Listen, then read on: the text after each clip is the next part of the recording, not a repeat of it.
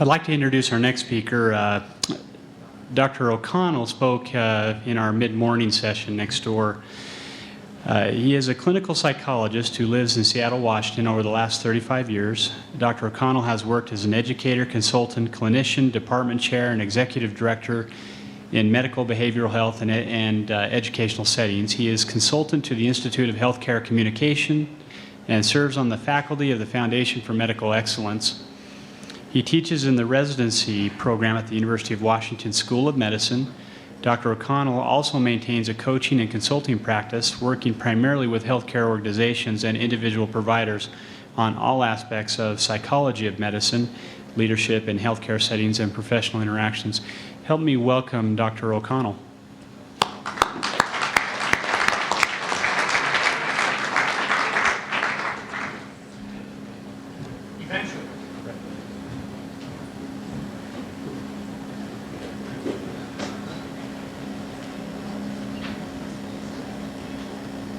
Here, huh? Well, okay, so one last topic. Some things that I have hinted at along the way is, since I've mostly been talking about difficult encounters that we tend to have, well, this is what we call the foundation. So when our clinicians do some of the things I'm about to share with you, they tend to have fewer difficult encounters. But there's three things that we track pretty closely that may irritate you, and I tell you. We track at UCLA and at UW very closely patient satisfaction. Now, I think some of the measures are silly, but I believe that we want our patients to be satisfied. When I look at some of the items on a Press-Ganey patient satisfaction scale, I'd say if my mother went to a doctor's visit and I called her and said, "Mom, how did the visit go?" those would be the things I'd ask her about. Did the doctor seem aware of your concerns and worries? Did she share you in decisions about your care? Did she explain things to you in terms you could understand? If she put you on a medicine, did she tell you? So when I look at the items on some of these patient satisfaction questionnaires, I said, yeah, those are pretty good questions. Now, whether the numbers or the metrics are correct, I got my suspicions, and probably so do you. But we take patient satisfaction seriously because we say if we're providing good care, we'd like the patient to agree. We also pay a lot of attention to efficiency. And we look at time efficiency, but we also look at resource efficiency. Because some of you may have seen the research. If you wanted a cheap trick to improve patient satisfaction, just give everybody everything they want. All the opiates, all the tests, all the surgeries, all the studies, and get them out of there. Well, but we pay attention to that stuff too, right? You'll have the DEA visiting you soon. If your patient satisfaction is a result of an unlimited supply of benzos and opiates, and you'll have a medical director like me visiting you if you have the highest rate of diagnostic imaging and subspecialty referrals in a group of 1,200 doctors. So it was always both and, but we take resource use seriously, and time is one of the resources. We think your time is what we think some of the most valuable resource a patient could experience, as well as the x-rays and stuff. And then the third thing we pay attention to, which is frankly the thing that interests me the most, is what is the likelihood that the patient will agree with you and do what you suggested? And the reason why we watch that closely, and some of you who do look at health economics, if you had to have one item that you tracked to answer the question, how valuable was the visit? It would be, did the patient agree with the doctor's diagnosis, and was he or she willing to follow the treatment plan? So keep that in the back of your mind as I share some ideas with you. All three. Is the patient feeling satisfied? Are we using our resources and our time wisely? And are we always increasing the chance that the patient and I will agree on a sensible next step to do with their treatment plan? So here's how we would go. I still have no other commercial content other than thank you for helping me pay off my child's college tuition, which is a beautiful thing, and I appreciate that.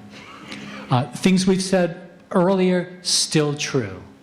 If you want to have satisfying visits with patients, do not get irritated at them. It is patients, like most humans, have very finely developed antenna for when people are irritated with them, and it is almost always going to lead to low satisfaction. Almost every patient satisfaction questionnaire says, please rate the warmth, courtesy, and friendliness of the provider.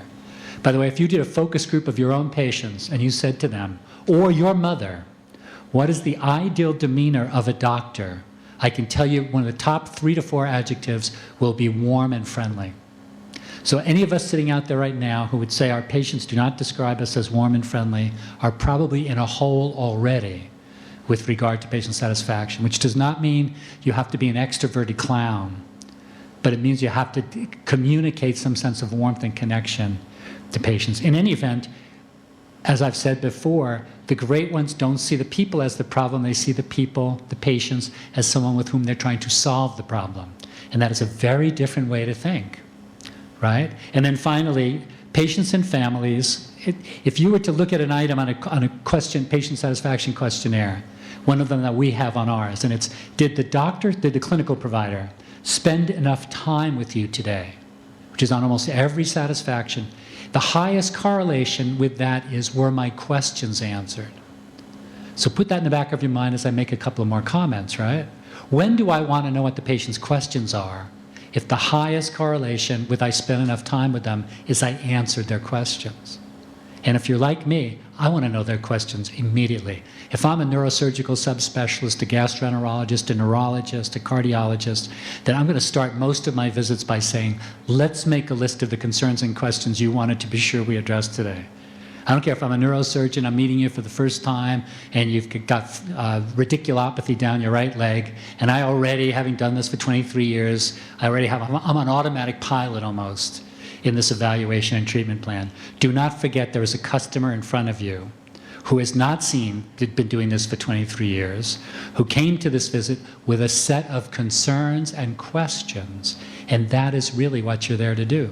And by the way, as you'll see from techniques I offer, it is shockingly easy to do, because one of the easiest things you could ever say to a patient is, let's make a list of the concerns and questions you want to be sure we address today.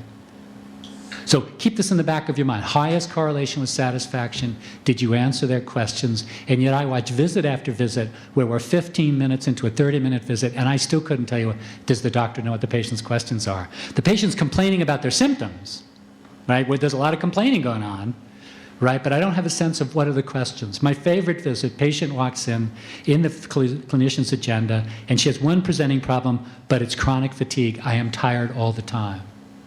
I can hear the doctor sigh. It's like the black hole of primary care medicine, right? The sucking sound is detectable.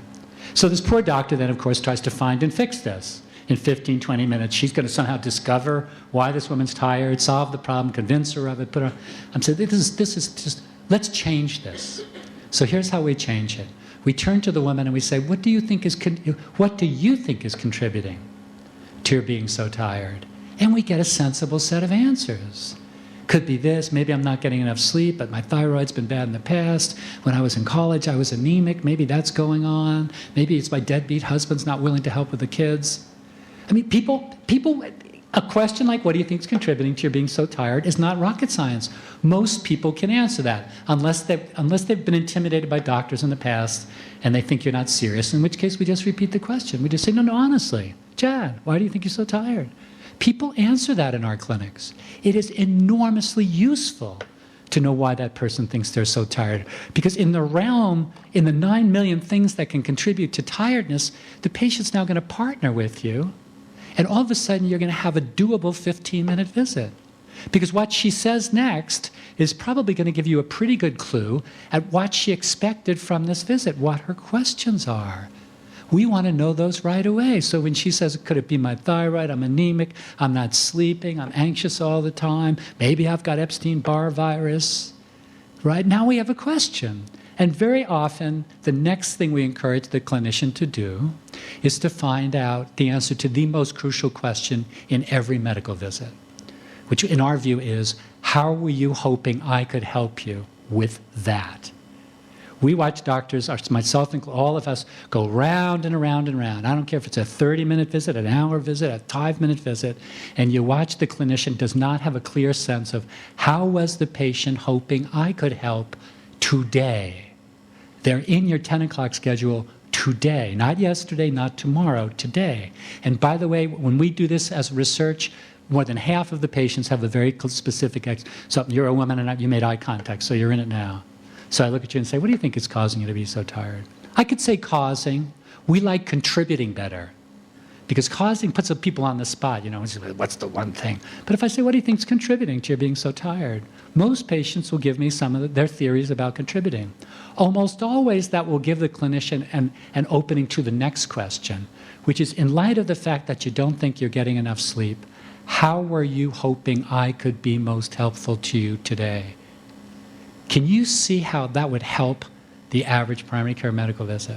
When do you want to know she wants Ambien, Lunesta, Sunesta, you to call her husband and tell him to get up his fat ass and actually help with the kids at night? A letter to her boss saying that whatever this woman wants, a thyroid test.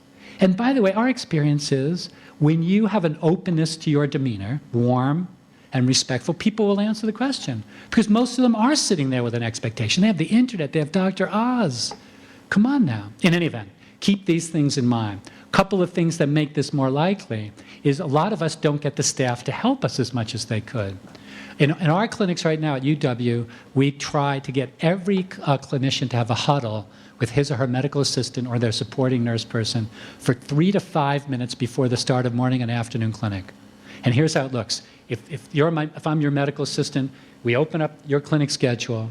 We say, so Dan, good to see you. We meet at the same time, 7:45 before the 8 o'clock patient, 1:45 before the 1 o'clock patient. The doctor and I gather. We pull up every patient on the computer he's going to see. And at a very perky pace, we go, okay, what do we know about this person? Bring them back into conscious memory. Mr. O'Connell, that's right. He's a 63-year-old guy. He used to be, okay, right. Then we say, what do we know about why they're coming? What do we need to make their visit effective? Are there labs? Are there diagnostic imaging reports? Is there some cult? Did I ask for an MRI scan? Where's that report? And then they move on to the next patient. And when we find our doctors do this, we have many fewer problems in the flow of the clinic in the morning and afternoon. You don't walk into a room at 10 o'clock and there's an 85-year-old guy sitting there and you say, well, how can I help you? And he goes, well, I was in the emergency room all night long. Have you ever had this experience? And you're going, I didn't know that. And now you get that sick feeling, right? The guy was sick enough to be in the emergency room. I have no idea why he was there, and I've got 15 minutes to keep him from crumping further. Wouldn't you rather at 7:45 in the morning to have said, Mr. Sanders, is my 10 o'clock patient's an emergency room follow-up? Do we have anything from that emergency room, Dan? Wouldn't you rather I had 2 hours and 15 minutes to try to find out which emergency room he was in and what they did over there? Huddles. The other thing we do in huddles is we pick up on immediate operational issues. Because the doctors who get frustrated, they're often blindsided. So that's when if I'm the MA, I say, and by the way, the other MAs are out sick today, so I'm going to be rooming patients for 4 doctors. That means I'm probably not going to be as available as usual. What would be the highest priorities? If you don't do this, and there are 2 MAs out sick, and you're walking the halls in search of your MA, muttering and sputtering, that could have been headed off. We could have readjusted our priority. You could have said to me, Dan, job number 1, room the patient as soon as they come. Faxing, secondary, if you get a chance. But I can tell you, I watch visits unfold all morning long where the clinician falls into one trap after the other. Half of them could have been anticipated by a simple huddle. And by the way, if you're seeing 12 patients in a half day, which is what we ask our internists to do, a 5-minute huddle is 30 seconds a patient.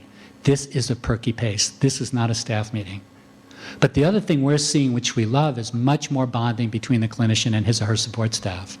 We don't get this anymore. I just room the patients.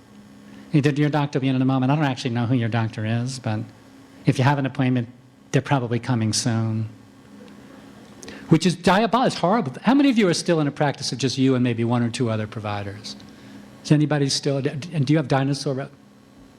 In the old days, people's MA was their wife, their nurse, their dad. They've been together for 23 years. The patients built a relationship with the support staff. Now we have clinics where it's like industrial strength medicine, right, which could be okay, except that families don't build any relationship with the support staff, which means who is the only consistent relationship they have?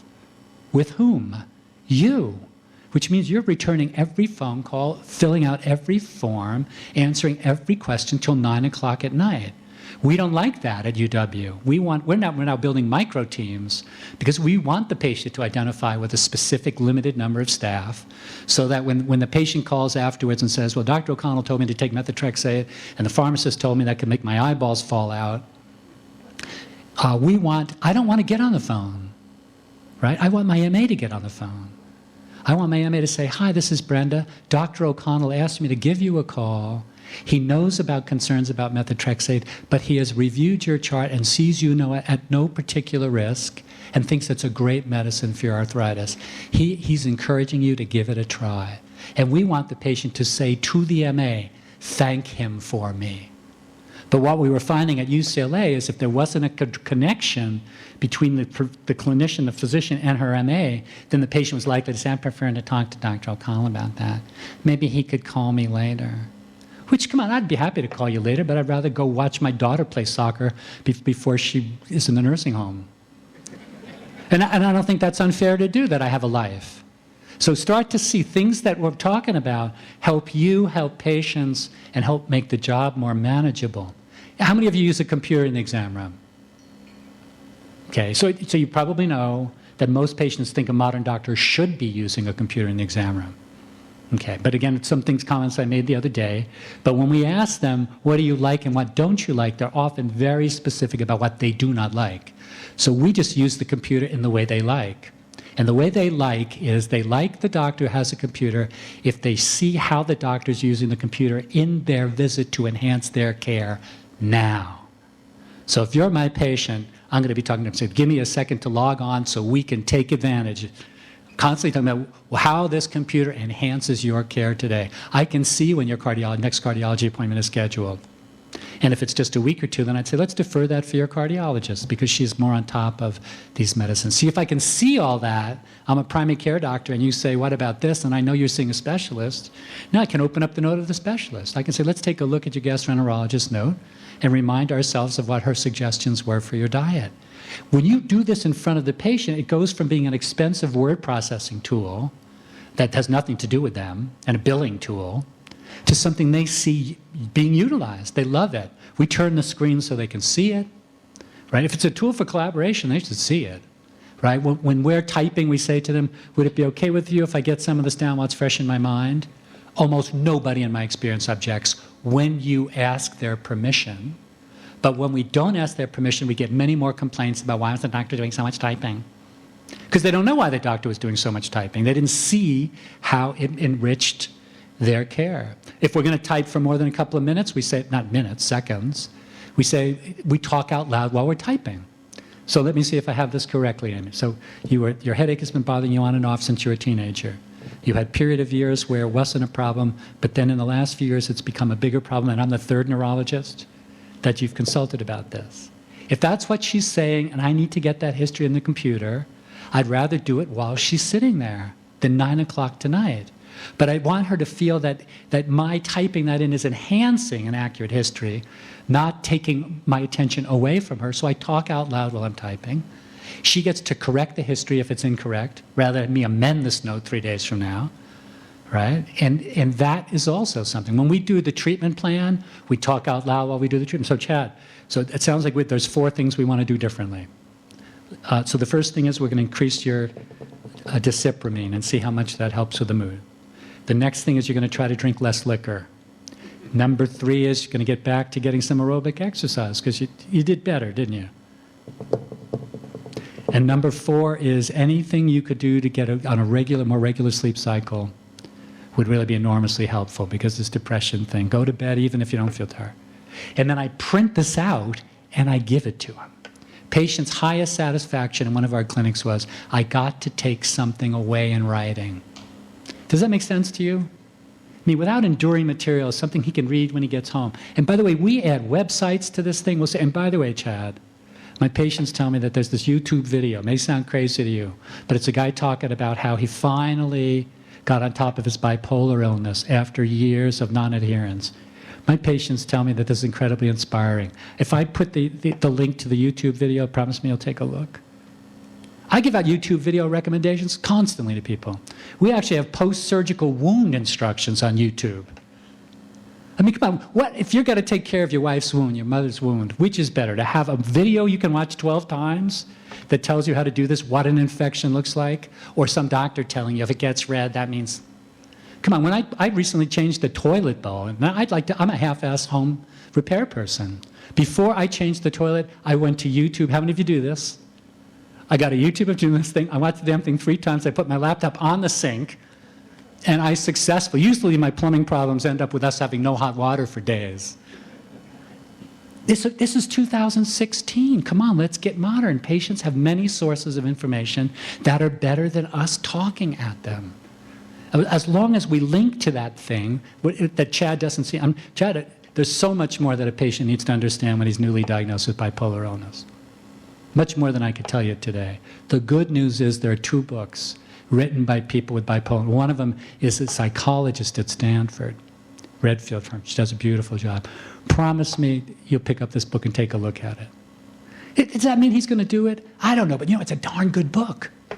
And for my patients newly diagnosed with bipolar disorder, to have a smart psychologist who teaches at a university and she gets to tell you how she came to make her peace with this crazy diagnosis. And my patients tell me that's incredibly inspirational. It doesn't cost me another minute. And it's 10 hours worth of support group when they're ready to do it, in any event. That's the computer in the exam room, right?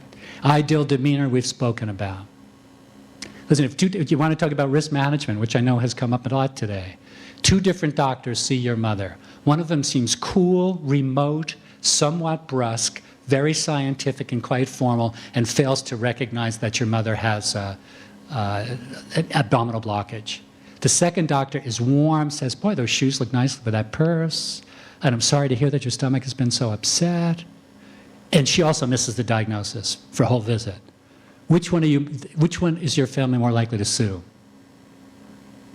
And you could say, oh, you see that. If you're going to be a crappy doctor, have a nice bedside demeanor, you'll get away with murder. No correlation. Some of the worst technical doctors we have are also the meanest. And some of the warmest doctors we have are technically incredibly competent. Why the patient is less likely to sue you is the psychology, which says, I think all doctors are smart.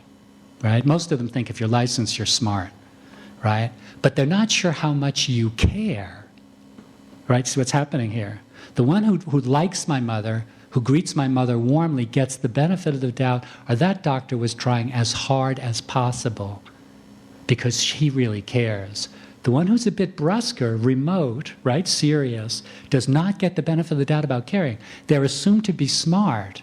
But most patients, if you look at a lawsuit, most patients suing us, it's very emotional what they're going through, and they feel things emotionally. And again, as Amy's been showing, body language, voice tone, and body language and voice tone take no more time to convey that sense of warmth.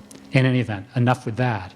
Agenda setting we've talked about. One of our main strategies is we will not let our doctors be 90 seconds into a visit without an agenda. Let's make a list of the things you wanted to go over with me today. Primary care, I mentioned this before, 3.8 is normal in internal medicine, 3.4 in internal medicine, 2.8 in family medicine. Any of you in this room are primary care doctors who do not have an agenda, you better have another way of budgeting and understanding time. Because this stuff is, oh, by the way, is all day long. And when patients, remember, patient satisfaction, highest correlation, did the doctor spend enough time with me, is my questions were answered. If you don't know what the patient's questions are, then you're at risk of spending time with them and not getting to the heart of the matter and getting dinged for satisfaction, even if you spent... I've watched doctors say, I spent 40 minutes with those people at a 20-minute visit, and they had the nerve to complain that I didn't spend enough time with them. And I'll say, oh, yes, because you didn't get to the heart of the matter in the 40-minute visit, right? You didn't know what their questions were. Let's get their questions. Let's make a list of the things you want to go over. And by the way, we use our medical assistants to start that. Our medical assistants were heavily computerized. When Dan is taking the vital signs of his patient, Dan is also trained to say, and before the doctor comes in a moment, let's start to make a list of the things you want to go over with him. We do not want our patients reading old Sports Illustrated magazines, cutting out recipes, playing Candy Crush on their iPhone. We don't want our patients distracted before their visit. We want them focused before their visit. In half our clinics, we give a little sheet. The patient registrar gives a sheet that says, doctor's looking forward to seeing you in a moment. To focus your visit, it would help if you answer the following questions. First question is, please make a list of the things you want to go over with your doctor in today's visit. And we want the patient thinking about writing in that list before the start of the visit, not distracting themselves. If you're not doing this already, consider the specialists as well. If this is a follow-up visit, if I'm a surgeon, if I did your laparoscopic cholecystectomy last week, I'm still going to start by saying, so this is a follow-up visit following your laparoscopic cholecystectomy, and I'm sure there's a number of things I always go over when I'm seeing a patient for the first time after they've been discharged from the hospital. But I like to start by making a list of the concerns and questions you have. Our UCLA hospitalists now do this on rounds. So the hospitalist walks up and says, I'm Dr. O'Connell, I'm the hospitalist physician, going to be taking care of you in the hospital for the next day or two. Number of things I want to go over with you, things we have planned for today. But before I go into that, I want to know, you can finish the sentence. What are the concerns and questions you have at this point in your hospitalization? If you're here with your 80-year-old dad, same question. What are the concerns and questions you have about your dad's hospitalization? The way we figure it is if a family member gets to an exam room, they are a player, right? If I come up to his dad's bedside, if people scatter, they said, your doctor's here, I'll go get a coffee, come back later, then the heck with them. But if they're standing by the bedside, we think they're as important as the patient themselves. They have history they want to give. They're evaluating the care. They will be essential to the adherence. If they don't agree with this plan, we're going to have a readmission. So if that man is standing next to his dad's bedside, I'm going to find out who he is. And you are? And what is your relationship? That's wonderful that you could fly in and be with your dad at this point. And so I guess my question for you is, what are the concerns and questions you have about your dad's hospitalization at this point? And that is the way we orient our hospitalists. And we're getting higher satisfaction, and the hospitalists are reporting they're getting paged fewer back to the room, which I don't know if anyone here is a hospitalist, but you can put 20,000 steps together on your pedometer very, very quickly if you don't answer questions, and the nurse pages you and says they have another question, they have another question. In any event, eliciting self-diagnosis. How many of you routinely ask the patient what their theory is about what's causing their symptoms? I hope the rest of you didn't raise your hand because you have a subclinical rotator cuff tear and it's too painful. This is so powerful, you have got to consider doing this. What do you think is contributing to your tiredness? If it's a new problem, what do you think is causing the headaches? If you've had headaches forever, and I'm a neurologist, I'm not going to say what do you think is causing them. You'll think I'm demented. But I am going to say to you, what do you think is causing the headaches to now be more frequent and more intense than they've been for years? If I'm an endocrinologist, I'm not going to say, what do you think is causing your blood sugars to be high? The guy's going to say, read my chart, fool. I have diabetes. But come on, if it's hemoglobin A1, if you just got referred to an endocrinologist from primary care, I'm curious about what his theory is about why his blood sugars have been so less well controlled, because that's going to allow me to have the highest impact, right? If I'm an endocrinologist, I am not fixing your diabetes. I am helping you fix your diabetes. I'm partnering with you. And that means I want to talk to you in a way that leads you to think you are not being fixed here. You are getting good medical advice that we want you to agree with so that when you go home, you're willing to follow it. So we look at you and we say, what do you understand was the reason why your internist referred you to us in endocrinology? What did you understand she was concerned about? What do you think might be contributing to your blood sugars being so less well controlled now than they have been for years? If I'm an OB gynecologist, very similar question.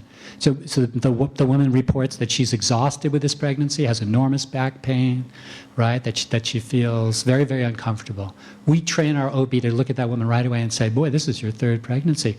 What do you think might be causing this pregnancy to be going so differently from Tommy and Frankie's birth?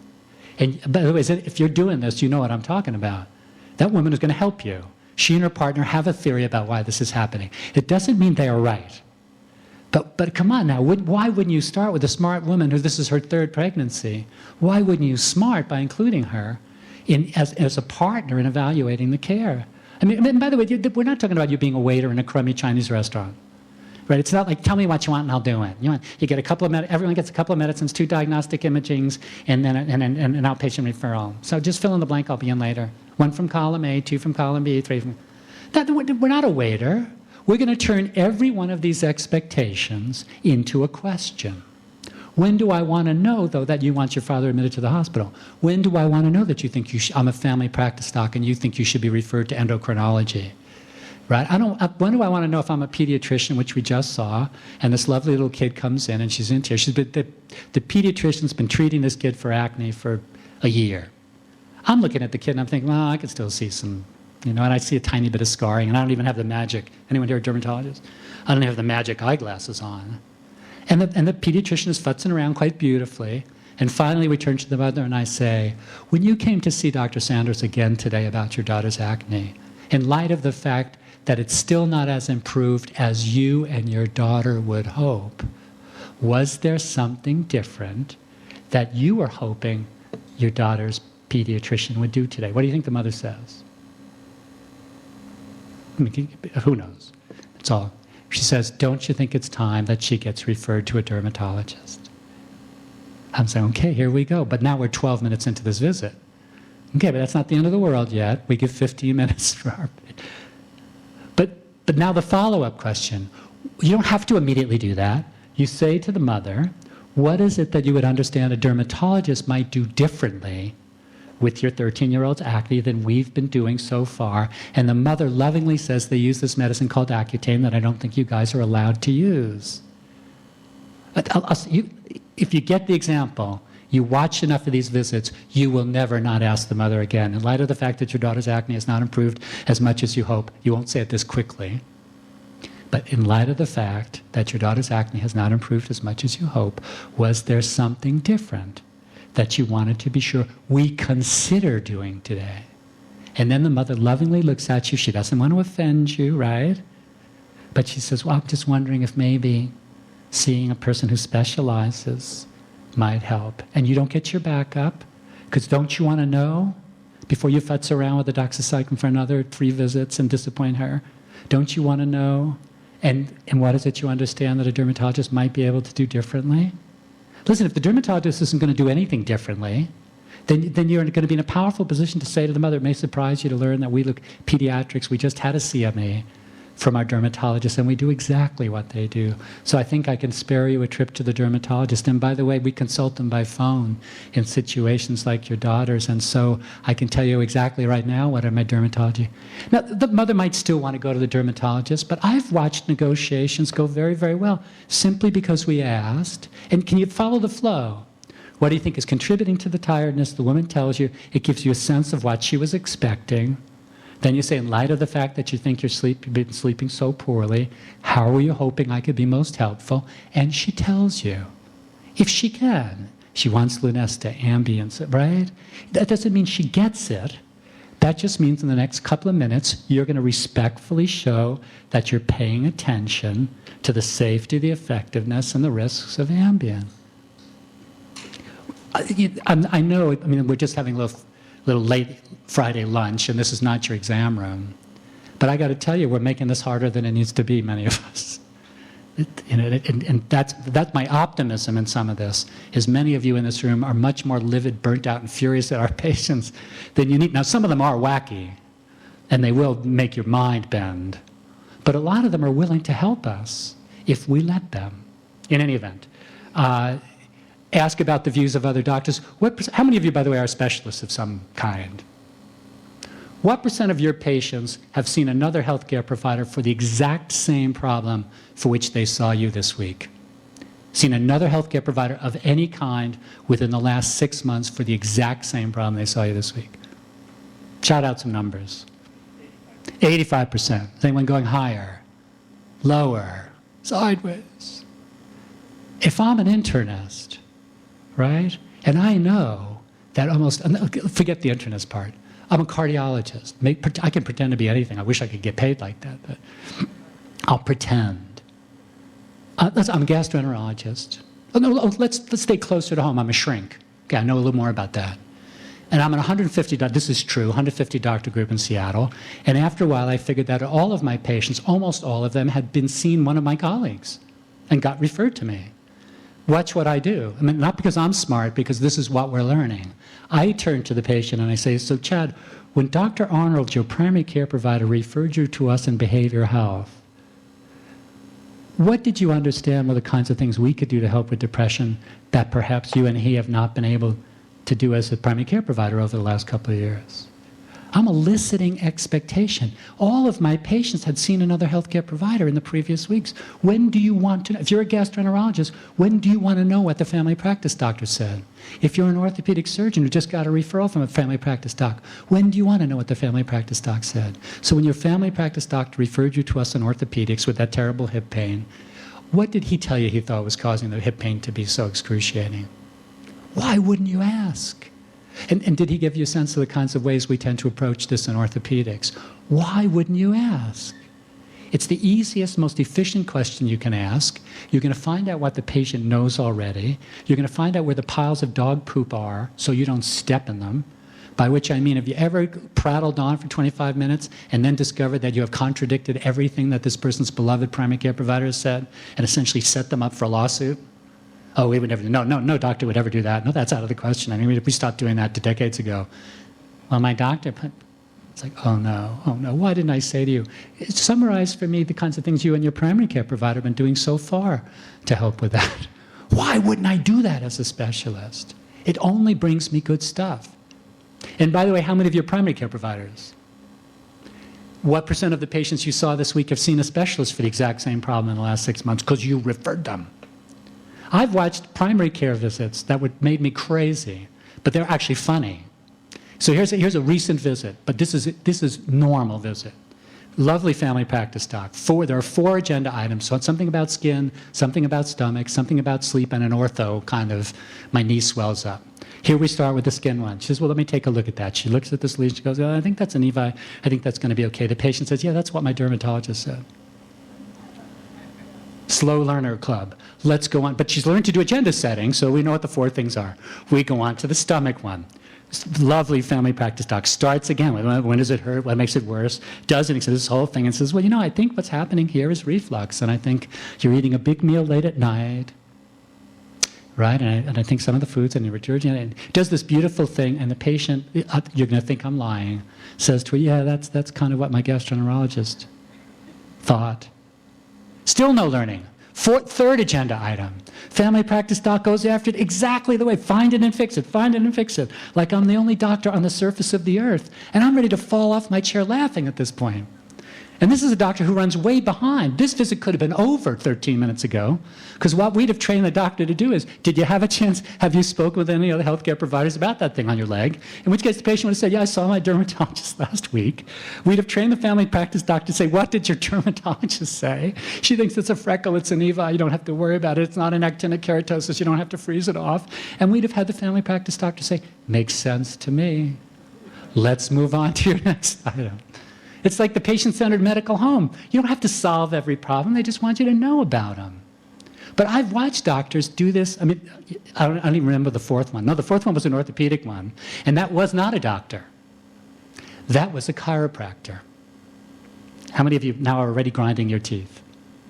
Come on now. There were more visits to non-allopathic physicians last year paid for out of pocket than to allopathic physicians. People are going to naturopaths, chiropractors, faith healers, all kinds of stuff. And so stop getting angry about that. But remember, if the person's paying out of pocket to see a chiropractor and they've got a musculoskeletal problem, would you kind of like to know what the chiropractor said? Our neurosurgeons, at first blush, I thought they were going to kill us when we suggested this. They hate chiropractors. I said, for God's sake, we're in Seattle. There are more chiropractors than Baptist churches. Everybody who's got a bad back in Seattle goes to see a chiropractor. Well, what are you gaining by not asking? So reluctantly, we got a couple of them say, so have you been seeing a chiropractor or anybody about this? And the patients, they're wary because they understand neurosurgeons don't like this. But a couple of the brave ones say, yeah, I've been seeing a chiropractor. And now you could see the neurosurgeon getting angry. I'm like, take a breath, man. Next question. What did your chiropractor tell you she thought was the reason why your back was continuing to bother you so much despite 711 spinal manipulations? I'm teasing a little bit. These guys, it's changed their lives. I'm sure they have fewer peptic ulcers even on the basis of this. Ask for the diagnosis. By diagnosis, I mean self-attribution. I just mean, what's your theory? I'm a child psychologist, so I look at you and I say, so Tommy's having a terrible time in 3rd grade, and we're finishing the school year, and the teacher said to him that she thinks he should repeat 3rd grade. Oh, that must have been very upsetting. Always empathy, always warmth. Tone of voice is warm, undivided attention is warm, body language is warm. I'm not typing away like a crazy person. When you say that, I look up and I say, boy, that must have been tough news to hear. But my next question is going to be, what did your son's 3rd grade teacher say she thought was causing Tommy to be having such a difficult time learning this year? Come on, she's a professional. I'm a child psychologist or pediatrician, right? When do you want to know what the teacher said? I'd say about now. And then the mother looks and says, well, she thinks he's got ADHD. And what did you understand that to mean? Right? You waste time when you tell people stuff they know already. You add value when you find what is it they don't know, or what is it they think they know, which is inaccurate. So we turn to the mother and we say, what did you understand the ADHD mean? And the mother turns out to be very sophisticated. He can't sit still, he bothers the other children, he doesn't finish homework, he doesn't turn in assignments. I'm saying, okay, that's a pretty good list there. So then I said, so what do you think the next question is going to be? We'll stop 10 minutes early if you can answer this.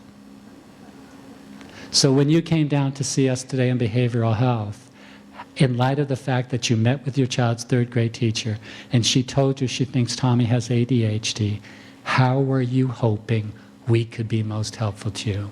My life became so much easier about 23 years ago when I started to learn these techniques and use them. And by the way, as a shrink, I didn't think we needed them. My whole department did not want to go to communication skills training. 5 psychiatrists, 5 psychologists, we all think we knew better. So my boss insisted we go to a training, communication skills training, that was intended for you guys. And I sat there the whole time saying, wow, I don't do that. That would really help. In any event, enough of that. How about the views of other doctors? Well, we just said it. If a vast number of your patients have seen another healthcare provider for the exact same bloody problem they're seeing today, when do you want to know? At UCLA, we looked at this. 1/3 of the patients being seen by a UCLA specialist had seen another specialist in the same specialty within 6 months. I'm sure at UC San Diego, same thing happens. I go to Hopkins 12 days a year, same thing. UW, same thing. Right? People are getting second opinions, third opinions. When do you want to know, if you're a neurologist, have you ever spoken with any other neurologist about those headaches? And the patient says, yes. I don't care if it was 30 years ago. I want to know. And I know it was a long time ago, but what do you remember your neurologist saying she thought was the reason why you were having those headaches? Come on. Just incredibly helpful. Right? And when patients come to UCLA for a 4th opinion, the worst thing you could do is start from scratch. No, the best thing you do is say, tell me a little bit more. I know you were dissatisfied with your 5 previous cardiologists, your 5 previous rheumatologists, but let me be sure that I understand what, if any, value. So what did your last cardiologist tell you she thought was the reason why your heart beat like that? And the patient said, they don't tell me anything. And I don't believe it. How many of you are cardiologists? You tell people stuff, right? You don't say, get out of my office, read about it later, I'm tired of seeing. You looked at the patient and you said something about why you thought that heartbeat irregularity wasn't dangerous. So when the patient says, I don't know, the guy never said anything about it, I don't believe him, but I gently start to extract the value, right? And I know it's frustrating, it's hard to follow these specialists sometimes. Emergency room, this is a classic for us, right? They come back from the emergency room and I say, what did the emergency room doctor tell you? No, he didn't say anything. I sat there for hours, they did a bunch of tests, they couldn't find anything. They said, go see your primary care provider. That's just not true. I spend a lot of time with emergency room doctors. They don't do that. But why is the patient claiming that there was so little value? We have to help the patient get the value. So we said, yeah, and it sounds like the emergency room doctor, it wasn't exactly clear to her why your dad was so dizzy. But remind me, what did she tell you she thought were some of the reasons why he might be so dizzy? Right? And all of a sudden, we're extracting the value of a previous consult. When the thing started, she didn't tell me anything, she had no idea, she's sensing her. No, that didn't happen. They did stuff in the emergency room. They made decisions. They talked things over. And did she suggest, when she said to you, see your dad's primary care provider on Monday, did she give you a sense of how we were likely to approach it in light of the fact that he was dizzy enough to go to the emergency room? If she told him, if she gave him an expectation, I want to know it now. Well, you said you're almost certainly going to do an MRI scan. You're almost certainly going to refer him to neurology. You're almost certainly going to take him off all those medicines that cause orthostatic hypotension because she thinks that's what's making Dad dizzy. I just want to know. That doesn't mean I'm going to do what the ER doc said, but that is going to be one of our biggest questions for today. Sounds like one of our biggest questions for today is, are the medicines for your dad's blood pressure, the ones that we know can cause some dizziness, are those the ones accounting for this, or is there something else? I'm not arguing with the ED doc, but I don't want to be walking around here not knowing that the ED doc said, oh, he's going to have to reduce your dad's lisinopril. Oh, he's going to have to take him off the verapamil. Oh, almost certainly the medicines are causing that problem. Have you ever been halfway through a visit? And the ER doc had a whole conversation, and the only one in this room who does not know what they said is you. Don't let that happen to you again. It is easy to have that not happen. You simply say, have you spoken to any other healthcare providers about this problem? The patient usually will tell you the truth unless they're seeking opiates. And some of them will tell you the truth too. And then you just simply inquire, and what were you told? What do you know? What have you been? In any event, consider that. Short summaries are helpful because patients say a lot of stuff. And one of the ways to convince patients you understand what they're saying is you summarize what they're saying. Because I could sit here all day long and say, oh, I understand, no, I know, I know, I know. Hop up on the table, let's do an exam. And you have to talk to the patient, they're not convinced I know anything. But if I can give a short summary of what they said, that is impressive. So I look at you and I say, just let me be sure I got this correctly. Headaches on and off for years. Medicines in the past, haven't felt the need for them though for the last couple of years. But for the last month, you've been having excruciating headaches and your vision gets weird. And then you go lie down and you put stuff over your eyes and in about 5, and do I have that correct? Hop up on the table. That took me 5 seconds to say, that short summary. I can tell you it's one of the highest correlations with the item that says, the doctor understands my concerns and worries. But a lot of us don't do it. A lot of us go, hop up on the table. It's a good use of 5 seconds. If you can convince and by the way, if the patient has a tendency to repeat herself or himself, that's the best way to stop that, is to do the short summary. Because when you ask to a patient, and when I do this stuff, I'll walk out the door and I'll say to the patient, anything about today's visit you wish had gone differently? And I'll have noticed the patient repeated the same story 4 times. Right? So I'm curious, but I won't say that. Why did you go on and on like that? I'll say anything you wish had gone differently. And then I might gently say, I noticed that you kind of felt the need to tell Dr. Sanders a very similar story a number of times. And I just wonder, what led you to do that? What do you think is almost always what the patient says is the reason they repeated their story multiple times? I wasn't sure he... By the way, when you go home tonight, and if you're lucky enough to have a spouse who still loves you, and you think back on the last fight you had with that spouse that went on for days, and you're about to have a homicide-suicide pact because she's about to, or he's about to tell the story from the start, and you say, honey, before I shoot you and then me, put us both out of our miseries, let me see if I can summarize why you're so upset with me. This is a great thing to do in a marriage. And you turn to your partner and say, honey, I think you're not just mad, I think you're heartbroken. And I think that's because I promised you I wasn't going to travel so much. And right after making that promise, we went through my schedule and you saw I was going to be in Ogden for 2 days. And it really led you to feel, what's the point of negotiating with Dan? Because he's going to do what he damn well wants anyway. Is that why you're so upset? Does it sound like this might be true? Like I might have had this conversation on the phone last night? That is what allows you to move on. Because at least now we have on the table her motion and her theory. And I stopped saying things, oh, well, one of us has to work.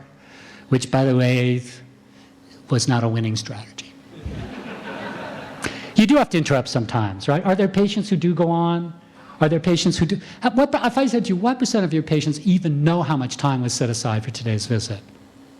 I mean, seriously. What percent of your patients know how much time was set aside for today's visit? I've never seen it be more than 50%. So let's not hold them accountable for going on. They have no idea how much time you set aside. So we don't encourage this but if I'm working with a doctor who has fallen into the habit of falling very far behind, I will encourage them to talk frankly about time. I don't always encourage this, because I think calling out time has its own unintended consequences. But if you've been a hour late for lunch, if you're going to change that habit, you're going to have to get time emblazoned in your mind. So we'll say to a patient, Chad, they've set aside 20 minutes for today's visit. I would not ordinarily say that unless I'm trying to break the habit of poor time management. And that allows me and Chad to kind of get oriented. So Chad, they've set aside 20 minutes for today's visit. And there's a number of things I wanted to go over with you from your last visit, but I like to start by making a list of the concerns and questions you have. And if my MA's been doing this, I'm going to say, and when Brenda was taking your vital signs, she mentioned, remember wherever the agenda came from, and then I'm going to negotiate with you. If it's more than we can do justice to in today's visit, let's bargain now. You know, Chad, I see there's a number of things that you're concerned about. I'm afraid if we try to take all that on in today's visit, that I might end up giving you quick answers to questions that deserve more careful thought. But let's pick the things we can get a solid start on today. And I don't want you leaving here without a plan for how everything gets taken care of over the next few visits. Sound fair? When our docs do this at the beginning, set an agenda. If the agenda is more than can be done, negotiate the agenda now with the patient participating. We have much more respect, much fewer problems. And by the way, we learn to say things like, if we take on too much, there's a risk I'll give you quick answers to questions that deserve more careful thought. We teach our doctors to say things like, you know, Chad, if we make too many changes in your medications today, the problem will be we won't know what's causing what in a week or two. So my suggestion is let's just change the Effexor today, and let's leave your antihypertensive medicine where it is, and let's see how the Effexor influences you. And then when I see you back in 2 weeks, we'll see how you're doing on the antidepressant dose, and we'll have a sense of how your blood pressure's responded. Does that make sense, Chad? I'm not too lazy. I'm willing to talk about this stuff, but I want the patient to see, why is it in his best interest we don't overload this visit? Because if the patient's sitting there saying, I took off the afternoon, I mean, what's the rush? Right? Then you could see where that's going to be offensive. But if I say, no, Chad, I don't think you came down here to talk over 12 problems. I think you came down here to make progress on understanding and treating those problems. And Chad, for that, I think we need to be more systematic. We say that to people. By the way, when I say we say that to people, we have docs who have written that on an index card. Right? Because if you're going to change a habit, and you're seeing 25 patients a day, it's asking a lot of yourself to think, to change. But if you think any of these techniques are helpful, and you want to remind yourself which ones you want to use on Monday, then take a little time over the weekend to kind of flesh out exactly what am I going to try to do differently and why, so that when you walk in on Monday, you can start to do something different. And if you want to change anything on the basis, I don't even know what the other talks you saw. I saw some of them. If you want to change anything on Monday, be sure that you are very, very clear about what it is you want to change and what you're hoping to get from that change. And don't try to change it with every patient. Any of the techniques I've offered so far, do not do that with more than 1 out of 3 patients on Monday morning. If you've never set agendas before, do not try to do it with all 12 patients. Do every other one and see what happens. Eliciting a self-diagnosis, if you've never done that before, don't do that with every patient. Right? Do it with every other patient. Do it in the morning and not in the afternoon. Right? Do an experiment so you don't feel completely overwhelmed. If you haven't been typing while the patient's talking because you think it's rude and horrible, but you've got too many notes that are open at night, right? And you're starting to confabulate, don't type while every patient's talking. Type while every 4th patient's talking, and see if you can get yourself comfortable. And then do it for every 2 out of 4 patients, and then 3 out of 4 patients. Right? None of these things need to be changed in a radical, emergent way. This is not a remedial program. And we do need to interrupt people from time to time, and we do need to say to them, let me stop you for just a moment. And that does seem rude, unless I can bridge back to something the patient agrees is more important than what he was going on about. See, if I know your agenda, then when I say, let me stop you for just a moment, because it's less important to me which Hawaiian island you went to than what the emergency room doctor on that Hawaiian island said was the reason why your vision went black in your left eye. Patients will laugh with you when you do that. They get it. They're smart, right? But sometimes they do want to tell you whether it was Maui, and then they go, well, maybe it was Kauai. Well, that was last year. You know, which one did we go to this year? And you know, if you had all the time in the world, you'd probably want to hear it. But you don't. So you're going to have to interrupt him. But you don't want him to think you're a rude jerk. So you interrupt him by bridging back to something he agrees is important. Let me stop you for just a second, because I think I understand that part. What I don't understand, though, is what are you weighing when you and your husband decide whether or not to have Tommy immunized? So if I'm going to stop you because you want to summarize for me all the crap that's on the internet about the horrible, the fake problems that are caused by immunization, I'm going to be respectful. But I'm going to stop you. I'm going to say, no, it sounds like you've done a lot of research on the internet and have a number of concerns about the possibility of Asperger's or autism. No, I guess what my question is, Mrs. O'Connell, though, is did you get a chance to read and think a little bit about what the risks are of not immunizing Tommy for those illnesses? See, I'm allowed to stop her if I bridge back to something that she agrees is in her best interest to consider with her pediatrician. So don't be afraid to interrupt people if you can bridge back to something they agree is important. But if you interrupt them and say, we got to move on here. Do you hear the noise in my waiting room? Those people are getting angry. Some of them will break down this door. They will be in here soon. Provide, elicit, provide is a fancy way of saying that many of us would be better off keeping the patient education part of the visit conversational. So poor Chad, I've given him 4 psychiatric diagnoses here, but I know his name, so he's in trouble. So let's say Chad came to see me, and he was tired all the time. I need a woman. What is your first name? Kate. So Kate, you're in now. So Kate came to see me. She was tired all the time. So I had to take seriously. Did I have to first work up the thyroid and the anemia? If she thought those were high on the list, and I start talking about depression before I have answered her question, what's going to happen? Nothing good.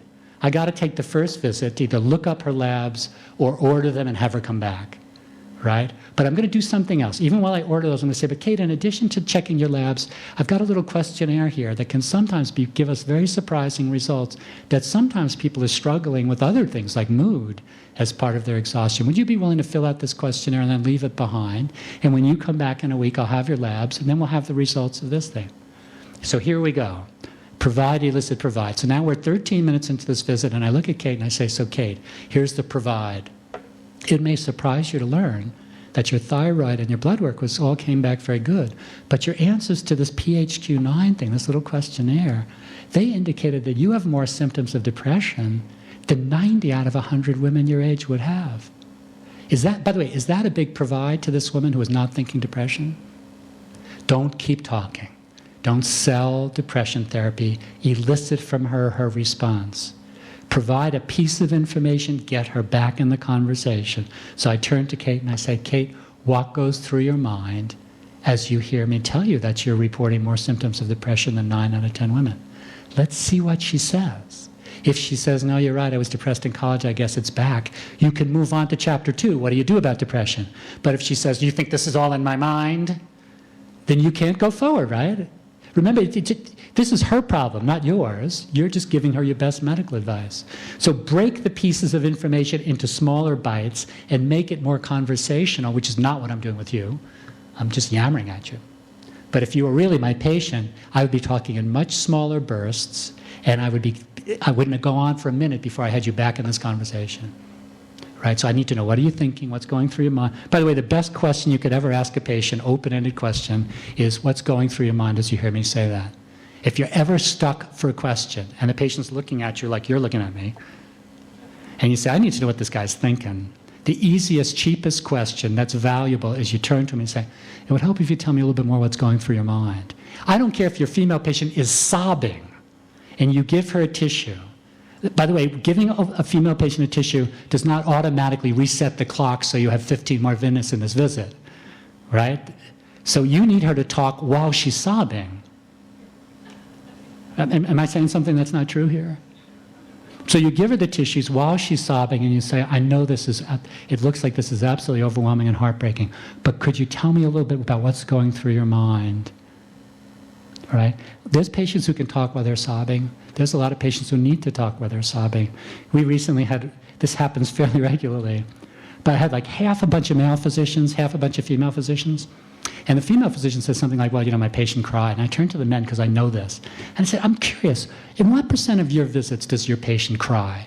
I could ask you this now, but it would be rare. Male physicians would say, maybe once in a day, possibly. I turned to the female primary care, I don't care, gynecologist, female doctor, nurse practitioner, PI. I say, what % of your patients cry? 50% would be normal. It's why female physicians have a different job than us male clinicians. It's a different kind of connection. But that means the female patients have to be more, the female docs have to be more comfortable because you're on the same clinic schedule as the male doc. Right? You can't say, tell everybody in the waiting room to go get a latte because I'm going to be spending some quality time with Kate.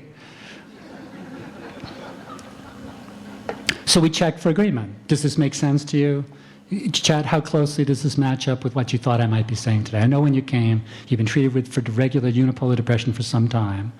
But it sounds like Dr. Arnold, when he referred you to us, he was starting to be concerned that there was something about your depression that was a little different.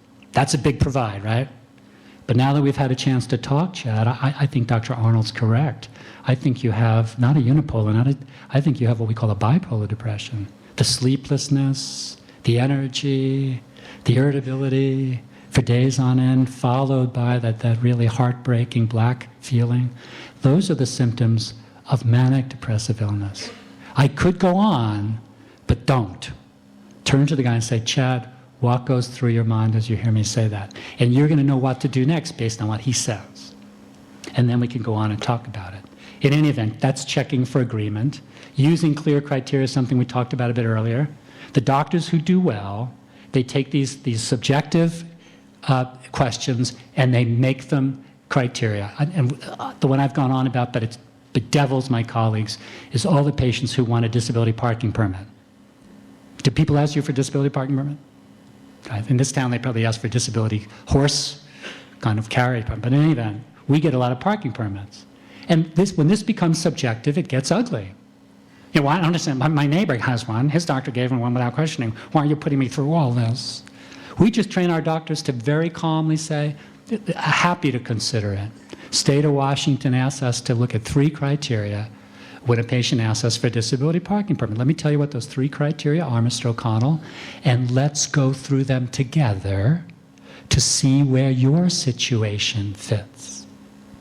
All of a sudden, by using 3 criteria, 4 criteria, what we find is this vague, subjective, you know, if you liked me, you would give it to me, but you don't like me, so you won't, starts to diminish, because there's a logic to this. 4 criteria that we use in filling out a total disability form. Let's see where your situation stands, right? Because if all the 4 criteria are met, of course I'm willing to find the disability form. But I hope you can understand my signature is attesting to the fact that all 4 criteria are met. See what I'm doing? So let's go through the 4 criteria and see where your situation stands. And that's when we look at the patient and we say criteria number 2 is that there's no form of rehabilitation which would ever get you back to work, right? But since you haven't gone to physical therapy ever, right, we don't have an answer yet to the question, could it help? Could I make a suggestion, Kate? Right? My voice tone, I am calm, it is compassionate, and this is not a cheap trick, because I understand that you're not liking what I'm saying. You wanted me to sign that freaking form, didn't you? And here I am saying, you know, Kate, could I make a suggestion? Let's get you in to see a good physical therapist for a course of physical therapy, and if that person says at the end there's no way that woman can go back and do that job, then of course I would sign that form. But right now, Kate, we don't have the answer to the question, and so I can't sign the form because signing the form would mean that question has been answered. And we look at each other lovingly, or I'm loving you, you're looking a little grumpy. But we got our work. And then I say to you, would you like me to make a referral today? This is not personal. Remember, the successful clinicians are personable. They are warm, they are empathic, they are compassionate, but they take nothing personally. Because the patient can snooker you into all kinds. If you get your back up, if you get defensive, if you feel, you will misbehave every time. You are wired to do that. Your nervous system is wired to respond to threats, right, with adrenaline and cortisol. So don't get your back up. Don't take anything personally. It's not about you. Kate, you're not mad at me, right? You're mad at a doctor who you really wanted to sign that form today and who is telling you that without those criteria being met, the form would be meaningless. I could understand why you would be upset with a doctor. You see what I'm doing here? Now you could say, you could do mindfulness-based stress meditation, you could go see your guru in India, you can do all kinds of stuff, you could take judo again, but you don't have to, because if you see what I just did, I'm creating a little distance between myself and my role. Most of the patients are not mad at you, the person. They're mad at the role. They're mad at the decision you made in the role. And you can empathize with that. You're upset with a surgeon. You've been struggling with this horrible pain. You've been on whopping doses of opiate. You finally got your primary care provider to refer you to us in orthopedics, and you were really hoping that we would have a surgical procedure that would offer you some chance of relief. Is that kind of what you wanted me to know? And the patient said, yes, yes, yes. So I imagine it's very disappointing to hear a surgeon tell you that there is no surgical procedure in your situation that offers a reasonable chance of getting you the results you want against the risk of making the problem worse. I'll bet that was disappointing news to get, was it? He's not mad at me. He doesn't know me. He's mad at an orthopedic surgeon who he had hoped was going to come up with some kind of procedure to save him from the suffering, and the guy is looking him right in the eye and saying, I don't have one.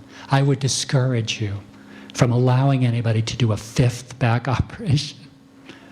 Because what you've seen is every time they do one, the level above, the level below starts to deteriorate. And I think that's exactly what happened. And I'm not a real doctor, so I forget how many levels you have.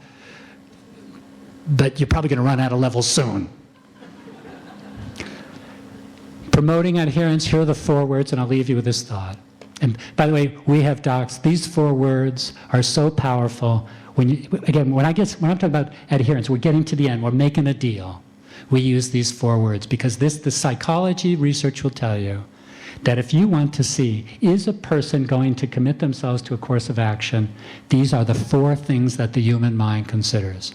Number 1, so Chad, we've talked about a number of things in today's visit. And I guess I'm wondering, how convinced are you that your depression really does better fit this idea of a bipolar illness than the major depression for which your primary care doctor's been treating you? Now, Chad doesn't have to answer. His head is spinning. It's Friday afternoon. You know, he thinks he's crazy. But before I sell a treatment plan, let's do this in an orderly fashion. How convinced are you that this diagnosis I'm proposing is actually a better fit for the symptoms and the struggles you've had? If he's reasonably convinced, we can move on to the next question. So here's the next question. Chad, how convinced are you that changing from the Prozac to medicines that are better able to manage and stabilize the mood, which, by the way, are more complex medications with more side effects, but they have been demonstrated to be more effective at taking the highs and lows out of it. How convinced are you that starting one of those medicines today would be in your best interest? Notice I'm staying with conviction. If the patient's not convinced the diagnosis is accurate, and they're not reasonably convinced the treatment could help, they won't do it. And all I'm asking him to do is open his mouth and swallow a pill, right? It's that easy, fella. And he still won't do it if he's not convinced it's necessary, because all these things. Next question, if he's reasonably convinced, I want to see how confident is he that he could actually accomplish this. Because remember, think back to my earlier treatment plan. It included getting aerobic exercise. It included cutting down on the liquor. Come on now. Many patients would agree they drink too much, but if you ask how confident are you could drink less, they'd say no. You have a lot of patients who are heavier than they would prefer to be. If you said to how convinced are you the extra weight you're carrying is part of this problem, a lot of them would agree with you. But if you said to them, how confident are you could lose weight, you would see a different answer. But if they're reasonably convinced that losing weight would be helpful, then if I'm going to help them, I got to focus on their lack of confidence, right? So tell me a little bit more what you've tried in the past to lose weight, and I might have some ideas that might help. I always have ideas that might help, right? And the Weight Watchers, Jenny Craig, go to the clinic, see a bariatric surgeon. But I'm not going to throw ideas at a problem unless we're both reasonably convinced it's a problem worth dealing with. And I understand, how can I help you feel more confident? Last 2 items essential. Is this important enough for you to commit yourself to? That's the deal. Right? And we say, and I could say all 4 of these things to Chad, and I use the words regularly. So Chad, how convinced are you that bipolar is actually a better fit for what you've been struggling with for years than the unipolar depression? And I hope Chad says, no, you convinced me. The ups, the downs, it's true. That's. How convinced are you, Chad, that the changing to medicines that better manage, stabilize mood, even though we're going to have to do liver studies and all kinds of stuff, increases the chances you can live as well as possible? Remember, whose goal are we trying to meet here? Not mine. I don't care if there's pay for performance at the University of Washington, if all of my patients take my medicines. No, we're here for him. How convinced are you your life would be better if it didn't have these ups and downs? And now I look at you and I say, so Chad, so before I type in the treatment plan, is this important enough for you to commit yourself to? And if he says yes, you know what I'm going to do? I'm going to type it out loud in front of him because it feels like a deal, right? When you type stuff and you print it out and you give it to somebody, it feels like a deal. And by the way, does that mean he's going to be taking Abilify and Seroquel when I see him in a month? I don't know. All I did was increase the chances that he would agree with the diagnosis and try the treatment plan. There's no magic here, no fairy dust, but you're smarter than that. And it is Friday afternoon at 4 o'clock, and you probably about had it. So let me ask, is this a good time to stop, or would you want to take a moment for a question or two, or is enough enough? Enough is enough. Thank you for letting me come and talk to you so much.